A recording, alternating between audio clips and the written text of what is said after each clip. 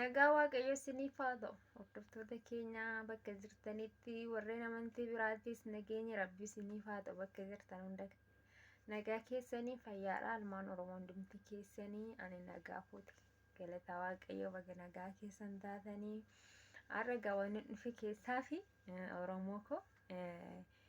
maal isiniin mari'achuu dhufe isinitti fakkaate akkuma beektanii guyyaatti dhugaa rabbii nama dhibban karadha subscribe jechuudha. Maal Oromoo kuttaa maatii naaf ta'an jedhaani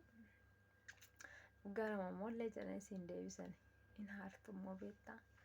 guyyaatti amma kana karadhee isa yuutuubiin deebisee isin irraa muraa innaa kennaafi animmoo gaafii naares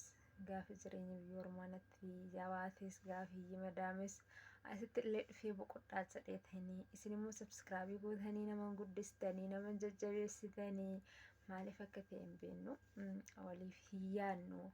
mee jabaadhu subscribe siif goonaa warri naan jettanii komentii jala kaatii walaa jajjabeessinu dhugaa rabbiitiif an Oromoon tokko maaloo yoonaan jedhe garaan koo hin danda'u kan saba biraayyuu subscribe godheen ilaalaa oola maaliif barumsa irraa baradha sila ta'ee fi iddoon itti miidhamu miti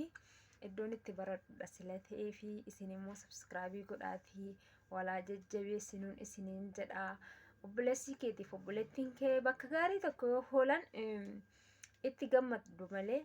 isiniin gaddisiisu bakka gadheetti argitan gadditu sila ta'ee fi